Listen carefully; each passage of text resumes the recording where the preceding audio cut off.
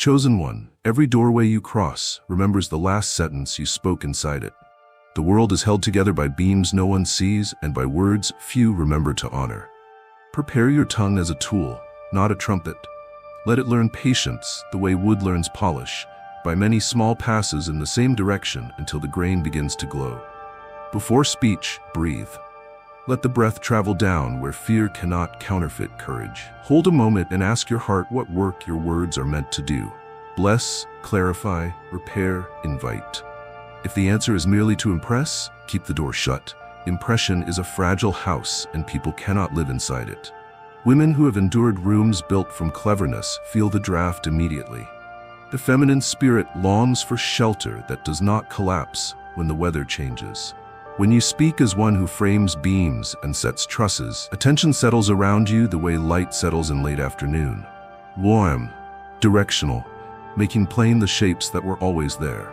Begin by unlearning the language of scarcity. Scarcity makes sentences hoard oxygen. It becomes the joke that belittles to appear brave, the anecdote that centers you to look indispensable, the opinion that enters like a verdict because questions feel too vulnerable. Replace that lexicon with a better inheritance. Let your speech be a bakery, warm, consistent, the door open early, the smell of something honest already traveling the street. Say thank you with detail so gratitude has texture.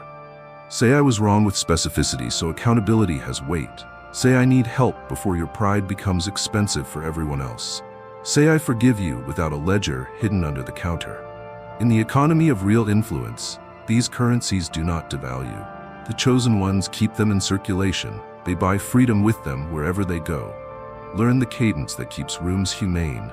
Too fast, and the timid retreat behind their faces. Too slow, and the weary give up hope that the day will ever move. Pace is pastoral.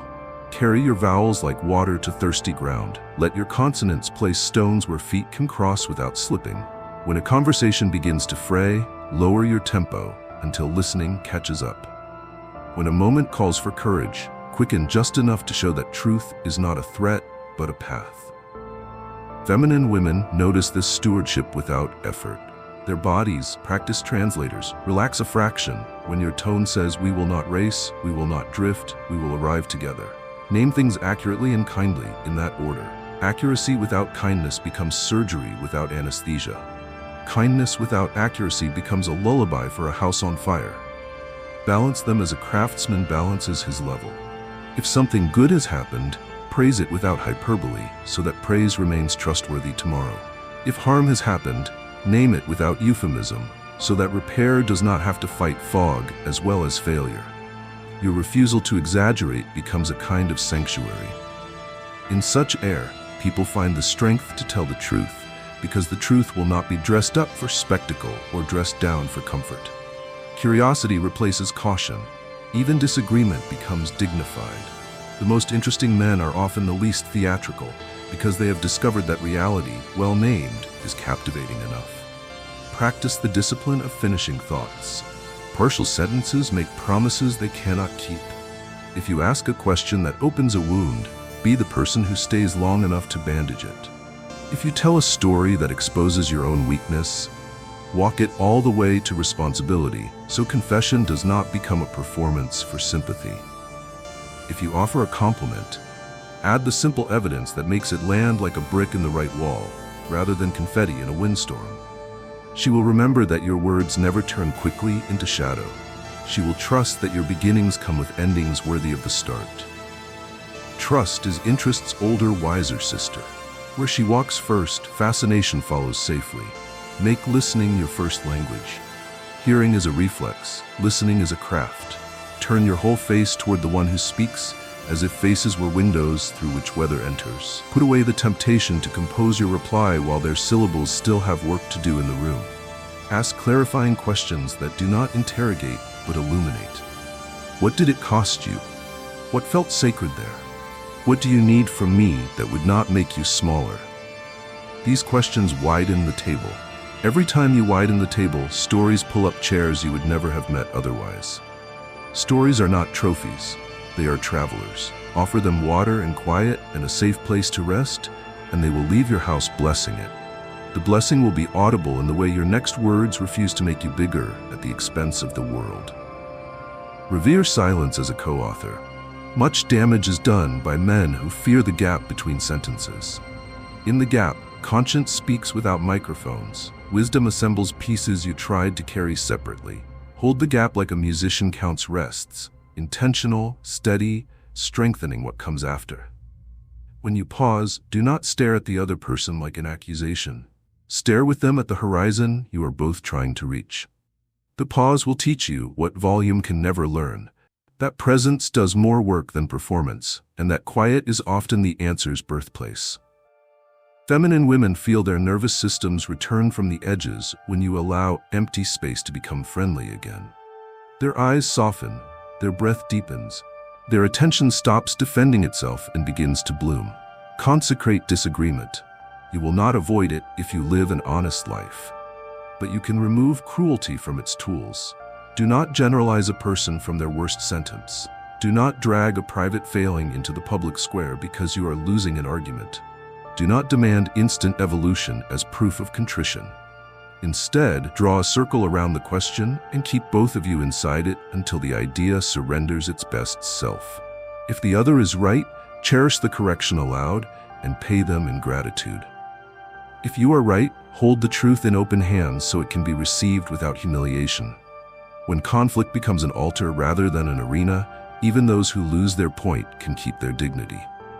The memory of such safety is one reason eyes return to you in crowded rooms. Where dignity survives, interest thrives. Bless with brevity when brevity will do. Length is not a virtue. But do not fear length when the soul requires an architecture longer than a doorway.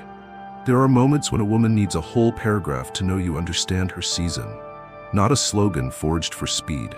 Offer paragraphs without turning them into lectures.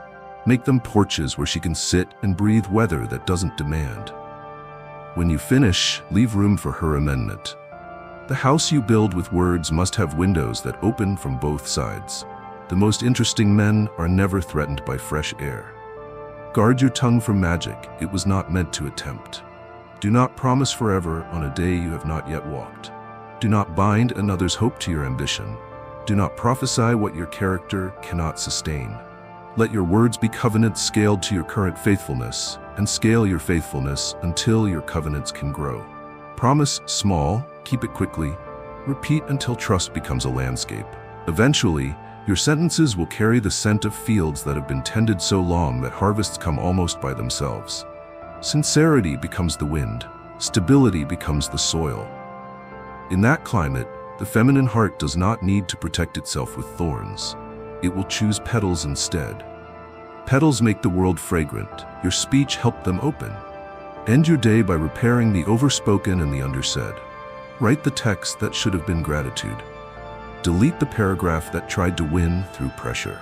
Apologize to the child you hurried, the colleague you ignored, the stranger you turned into a task. Bless the person who did not deserve your suspicion. Return your tongue to its sheath like a knife that cooked a good meal and cut nothing it should not have. Sleep will be simpler. Morning will be merciful. The next room you enter will feel, to those who know how to feel such things, like a door frame under which they are safe to pass. That is what your words can do when they have been taught to build homes. Chosen one, the most interesting gardens are not wild guesses. They are places where edges protect abundance. A boundary is not a wall against love. It is a trellis that teaches love where to climb, so it can keep reaching without strangling what surrounds it. Begin with the boundary you draw around your own soul. What you allow in shapes what you offer out. Curate your inputs like a careful steward curates seed, examining for mold, refusing the batch that looks exciting but carries rot, saving the heirloom that produces reliably in lean seasons. The shows you watch, the jokes you laugh at, the stories you repeat, the ambitions you entertain, these are seeds. Plant them, and you inherit their harvest. The feminine spirit can smell that harvest before the first leaf breaks soil. If the ground under your feet has been salted by cynicism, you will feel her step back without knowing why. If your rows are tilled with reverence and restraint, you will feel her draw near. She may not name it, but her body will. Set a boundary with time that honors both work and wonder. Overcommitment is a flattery that quickly turns to neglect. Undercommitment masquerades as freedom while making you smaller than your calling. Choose a pace that keeps you available to meaning. Protect one evening a week where screens go to sleep and the ancient quiet wakes. Guard one morning where you are unreachable while you become reachable to God. Refuse to solve other people's emergencies that grow from disrespect of their own limits. Help them find strength, not shortcuts. In the arithmetic of trust, this fidelity to time becomes visible as steadiness. Steadiness becomes beauty. Beauty, of the believable kind, is irresistible. Give your yes a garden fence and your no a gate that opens with honor. A yes to everything is a no to depth. A no to everything is a yes to fear. Define clearly what you are responsible for and what you are simply present to. Presence is a miracle. Responsibility is a vow. Confusing them will make you controlling or absent.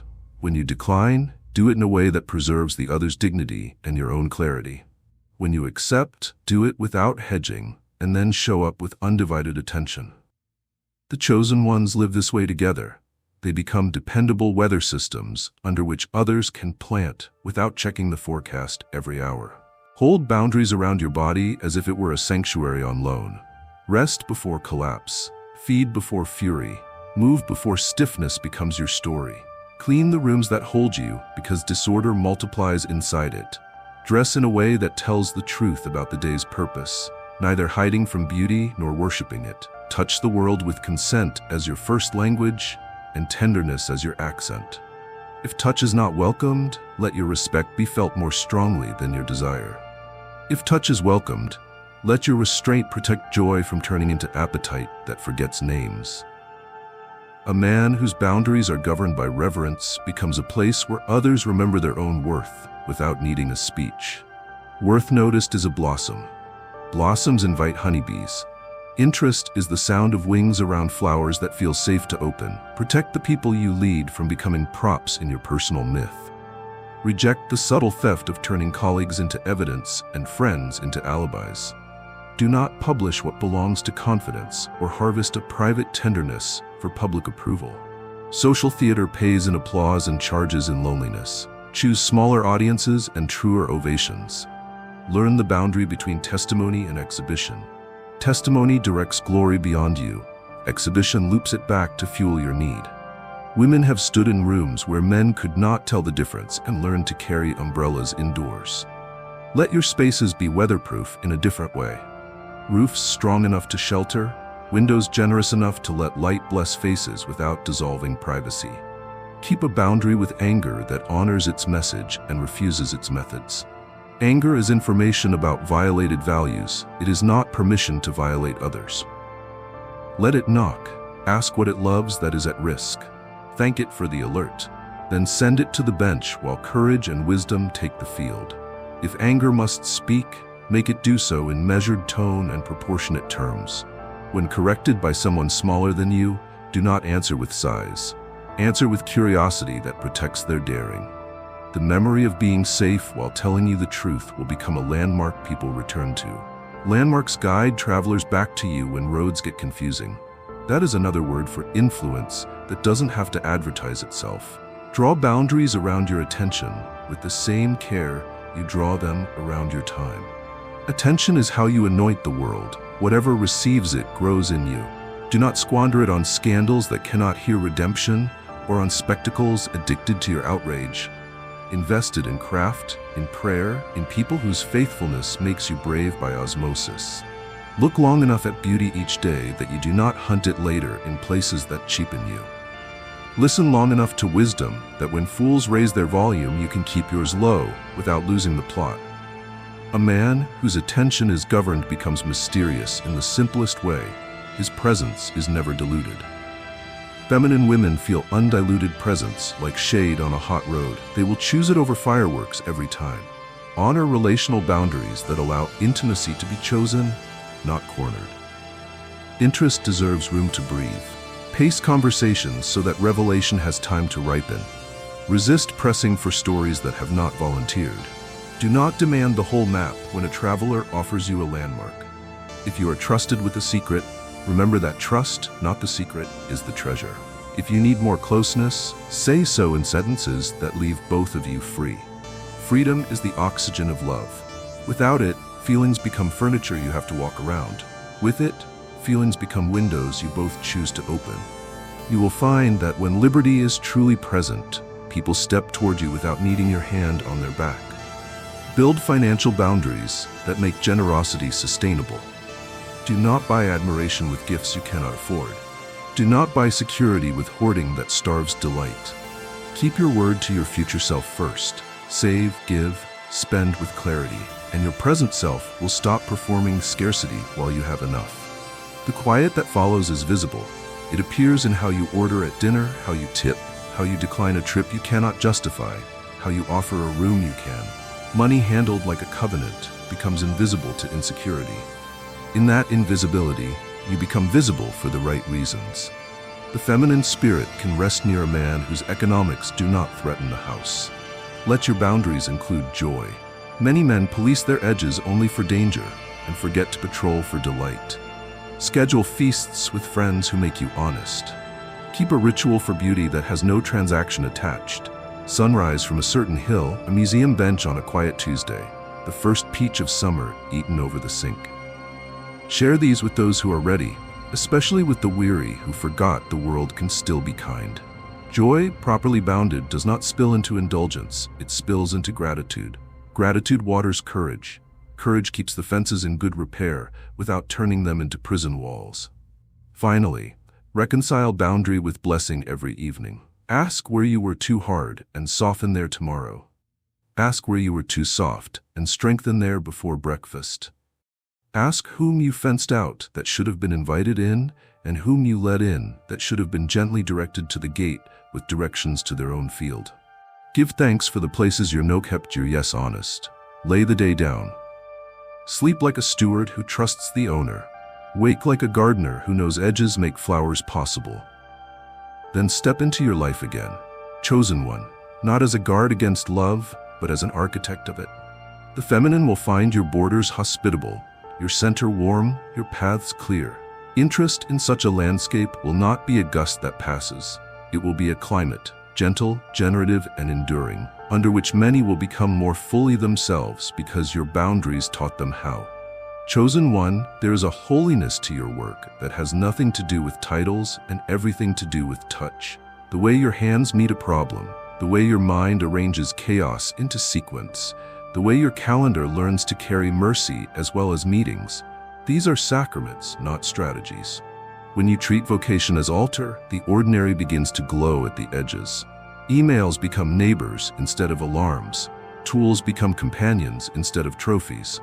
Deadlines become agreements with time, not skirmishes with dignity. People can feel the difference before you explain it, and feminine women feel it first. They are trained by intuition to notice where effort has become devotion and where success has been persuaded to serve meaning. You are not interesting because you are busy. You are interesting because your labor keeps returning life to itself. Sanctify your mornings by refusing to begin with panic. The world persuades men to sprint while still in bed, to budget their attention as if wonder were an expense.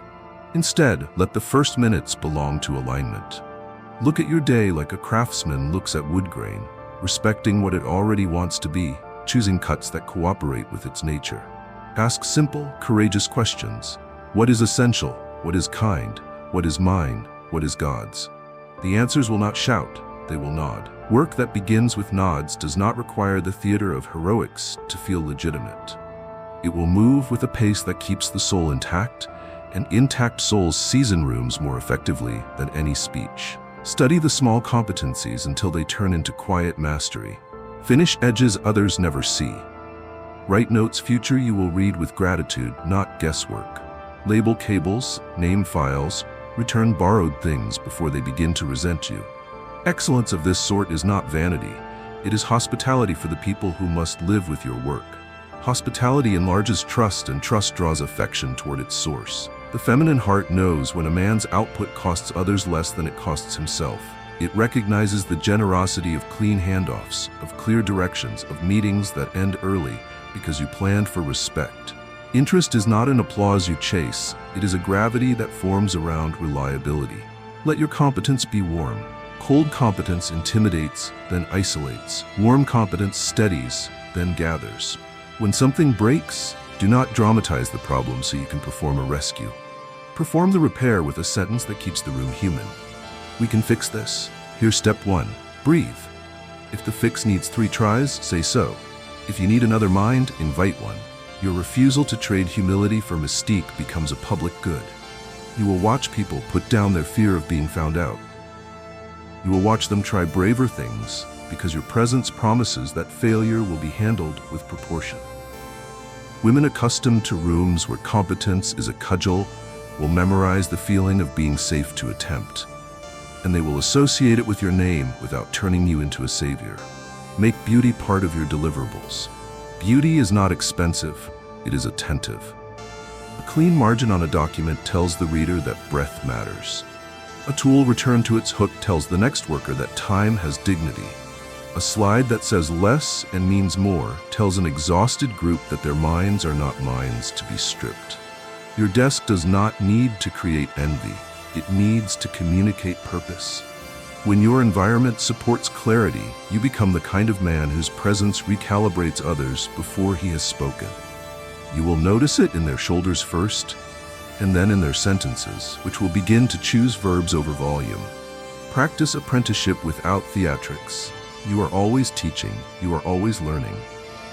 Take the junior person's question as a chance to turn knowledge into belonging.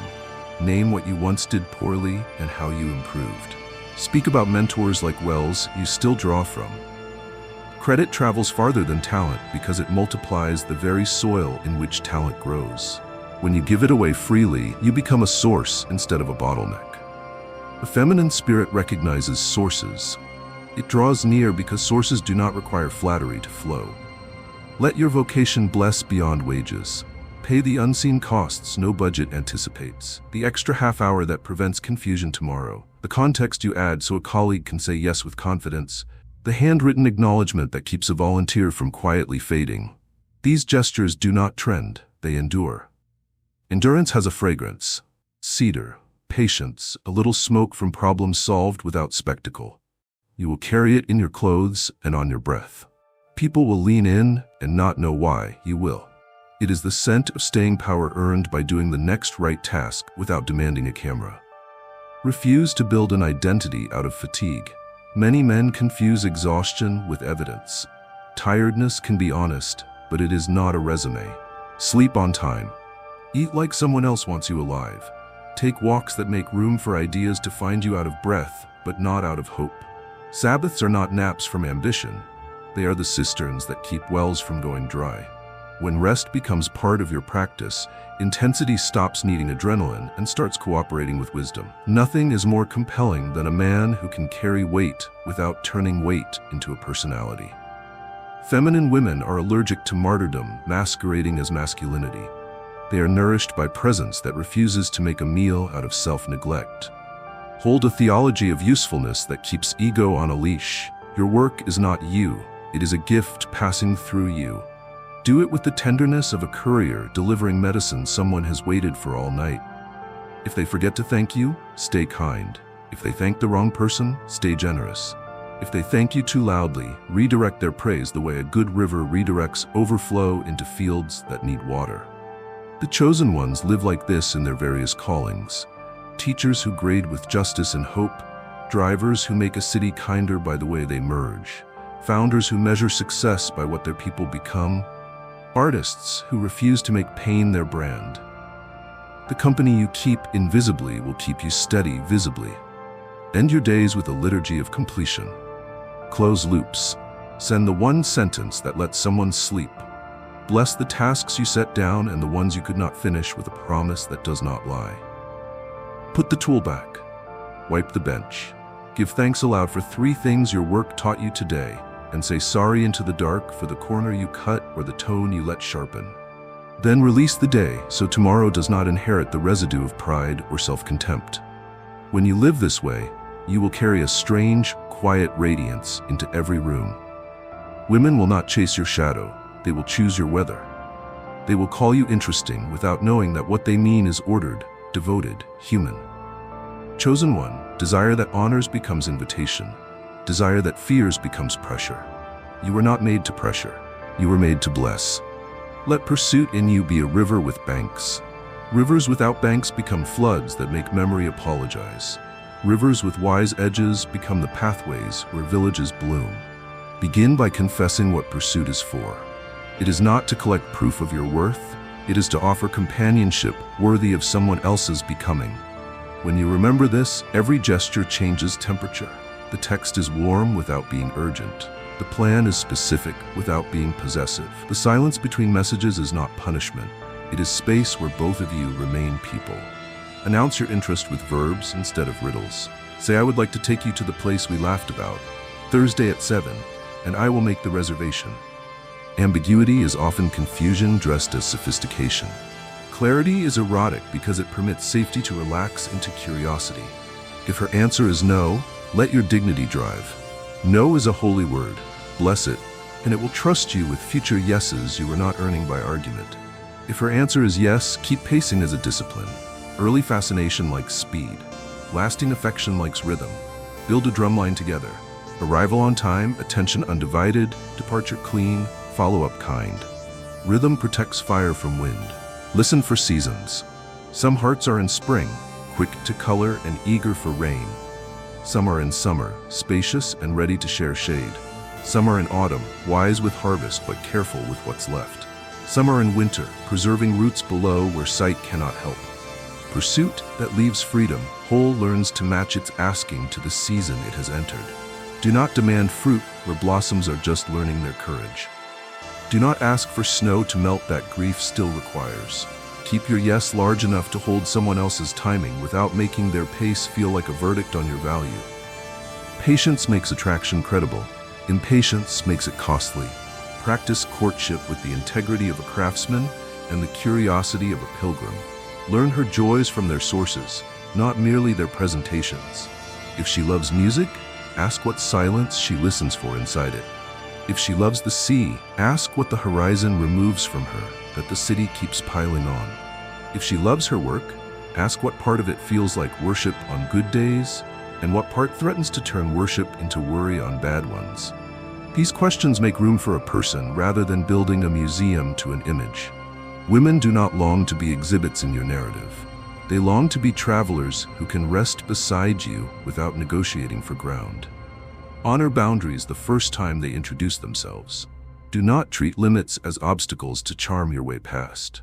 Treat them as architecture, because that is what they are, the structure that keeps a human habitable. When she says not tonight, believe her and keep your warmth unbruised. When she says this topic is tender, move the conversation as a host moves lighting, not with panic, but with sense. When she says I need slowness here, change tempo the way a skilled dancer changes steps. The body remembers who made it safe to be listened to. The memory becomes appetite that trusts itself. Interest does not decay when it meets boundaries. It deepens because it learns the shape of the person it desires rather than the silhouette of a fantasy. Let pursuit include humor that never spends dignity. Laugh together at the world's pretensions, at your own misfires, at the blessed inconvenience of being human on a schedule. Joy is the oxygen of becoming. Couples that can laugh can grow. Do not mock what she loves, even playfully, until you have learned how to cradle it with your understanding. Do not repay vulnerability with a clever line. Repay it with a gentleness that proves you heard more than words. When you both leave a conversation brighter and taller, you have just practiced a kind of pursuit that builds a life rather than a performance. Write letters in a century that forgot the art. The point is not vintage flair, the point is slowed intention.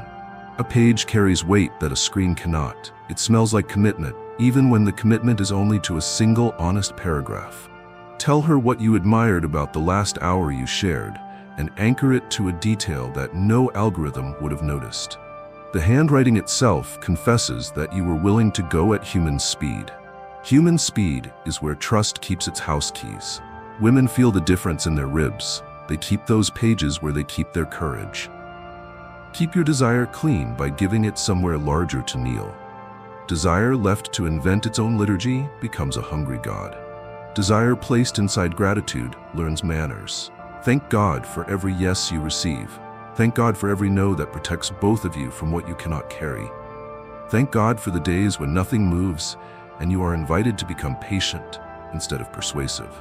Gratitude turns pursuit from consumption into offering. It turns scarcity into sufficiency. It turns the need to be chosen into the joy of choosing rightly. The chosen ones practice this together as a culture.